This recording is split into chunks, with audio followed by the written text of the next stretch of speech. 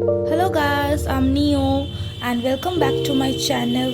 I have came again with a new story and a new episode of the back-to-back story that I started podcasting earlier, and today I will tell you about a little bit of my journey, not too broad. Let's listen to them. आप सबसे कहा था कि हम लोग train से उतरे और हमें ब्रोकर ने पकड़ा गाड़ी के लिए। फिर क्या हुआ? फिर हम उससे चले गए। जब हम जा रहे थे स्टेशन से तो ऊपर की ओवरब्रिज में जब हम चढ़े, पहले तो मैं बता देना चाहती हूँ एक बार कि हम एक बार रास्ता भटक गए थे। Of course it was dark and it was a little bit less of light. नहीं पता क्यों, पर हाँ बहुत ज़्यादा शांति थी स्टेशन के एक पास में। जब हम उतरे तब मुझे इसका पता चला। अरिजीत सिंह जिसके बारे में मैंने आपसे कहा था, वो वहाँ से उतरकर जब अपने गाड़ी में जा रहे थे, बाकी के सारे फैंस और आसपास के लोग उन्हें फॉलो करते हुए उनके कार के साथ चले गए। इसीलिए स्टेशन के इस पार इतनी सारी ट्रेन रुकने के बाद भी खामोशी थी।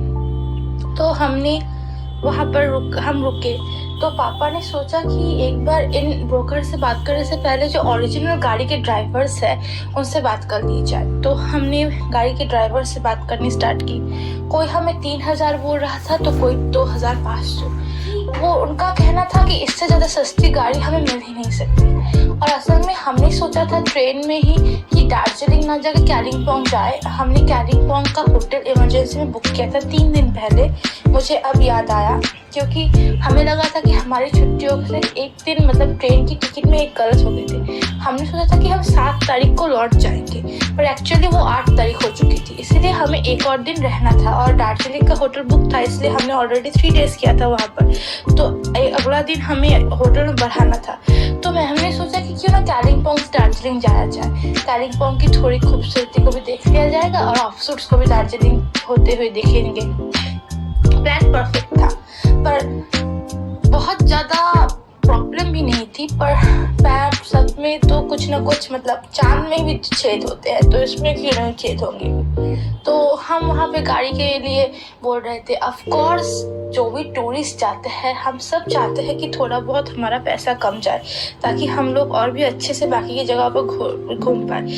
तो इसलिए हमने भी मतलब सौदा करना स्टार्ट किया। बट फिर हमें लगा कि नहीं। तो फिर वो जो ब्रोकर पहले आया था उसने बहला फुसलाकर हमें एक एजेंसी के पास वो ले गया। तो वो एजेंसी जो थी, वो एजेंसी 15,000 या 13,000 के एक पैकेज में कार टूर करवा रही थी, सिर्फ कालिम्पोंग एंड दार्जिलिंग का।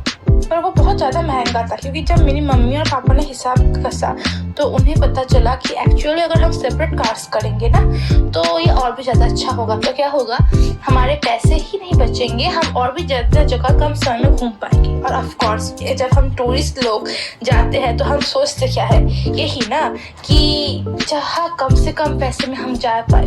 तो वही हुआ और हम वहाँ से चले गए। रात के 3:10 बज रहे थे। जब हम उतरे थे तब इतनी ठंडी सच में नहीं थी, पर जितना जितना सुबेरे का टाइम आ रहा था ना, वो टाइम बहुत कूल एंड ठंडा था। और फिर हमने सोचा हाँ चलो ठीक है चले आते हैं। तो हम स्टेशन पे लौट आए और ठंडी, जैसे मैंने आपसे कहा, बहुत कम थी वहाँ पर, ज़्यादा थी वहाँ पर, तब बढ़ रही थी और भी ज़्यादा। मुझे लग रहा था कि शायद सुबह तक बढ़ेगा टेम्परेचर और फिर कम हो जाएगा। तो उसके बाद लकीली हमें एक गाड़ी मिल गई। वो गाड़ी जो थी वो मतलब पता नहीं वो किस्मत का खेल बोले या क्या बोले, उस गाड़ी के जो मतलब जो ड्राइवर अंकल थे वो एक्चुअली आर्मी के ड्राइवर अंकल थे। तो वो वहाँ पर अपने सर को छोड़ के आ रहे थे। तो पापा भी, मेरे पापा मतलब पापा का मिले, पापा भी एक्चुअली डिफेंस में नौकरी करते थे, तो वो रिटायर होकर आए थे। तो उनको पापा ने अपना पासपोर्ट जब दिखाया तो उन्होंने कहा ठीक है हम आपको छोड़ देंगे। वो ड्राइवर अंकल ने हमें कहा कि हम बहुत कम पैसे में आपको छोड़ देंगे। बहुत सच में शायद 1,000 रुपये कम दिया था हमने। पर वो ड्राइवर अंकल की कार भी बहुत खूबसूरत थी और उनका मतलब व्यवहार भी बहुत अच्छा था। हम सच में लकी थे। उसके बाद जैसे मैंने आपसे कहा ठंड बढ़ रही थी तो हमने VIP अनपैक किया और मैंने अपना स्वेटशर्ट निकाला और मैंने वो पहन लिया। फिर हम कार में चढ़ गए। अब एक बात मैं आपसे कहना चाहती हूँ, मुझे वोमिटिंग की बहुत ज़्यादा प्रॉब्लम होती है। तो क्या होता है कि ठंड हो या गर्मी, मुझे हमेशा ही अपना खिड़की खोलनी पड़ती है। जब आप पूछेंगे कि गर्मी का मौसम होता है तो क्या आप हमेशा खिड़की खोल के रहती हो, मतलब एसी वेसी नहीं चलाती? हाँ, ऑफ कोर्स मैं एसी चलाती हूँ। मुझे टाइम टाइम पर खिड़कियाँ खोलनी पड़ती है क्योंकि मुझे प्रॉब्लम होती है। पर हाँ, रिसेंटली मैं देख रही हूँ कि वो प्रॉब्लम बहुत ज़्यादा कम गई है, शायद इसलिए क्योंकि मैं धीरे धीरे अपने एज से ग्रो कर रही हूँ इसलिए। तो जो भी हो, मुझे खिड़कियाँ खोलनी पड़ी उतनी ठंड में भी। मेरे पापा मम्मी को भी पता है, और असल में मेरी मम्मी से ही मुझे ये प्रॉब्लम आई है।